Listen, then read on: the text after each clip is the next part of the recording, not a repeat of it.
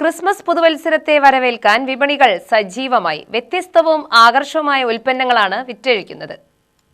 Christmas ട്രീക്കും ഇപ്പോൾ വലിയ ഡിമാൻഡാണ്. സ്റ്റാറുകളും പുൽക്കൂടുകളും തൊപ്പികളും വസ്ത്രങ്ങൾ, ഗിൽറ്റ്, തോരണങ്ങൾ, മാസ്കുകൾ തുടങ്ങിയവയ്ക്ക് ഏറെ ജനപ്രിയതയാണ്. നേരത്തെ സ്വന്തമായി വീടുകളിൽ ഉണ്ടാക്കിയിരുന്ന പുൽക്കൂടുകൾ ഇപ്പോൾ കടകളിൽ നിന്ന് വാങ്ങുകയാണ്.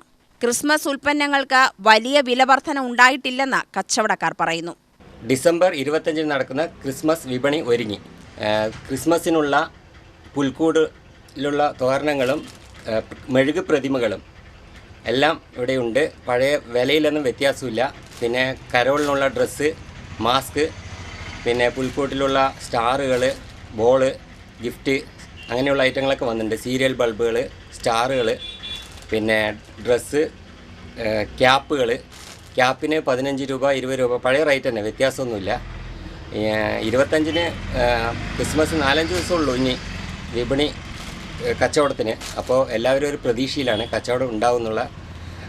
കരോള് 2-3 ദിവസം ഉണ്ടാവും. നിലവിലെ കച്ചവടം കുഴപ്പമൊന്നുമില്ല, നല്ല രീതിയിൽ നടന്നുകൊണ്ട് പോകണം. ഇനിയും കച്ചവടം കിട്ടുമെന്ന് പ്രതീക്ഷിക്കുന്നു.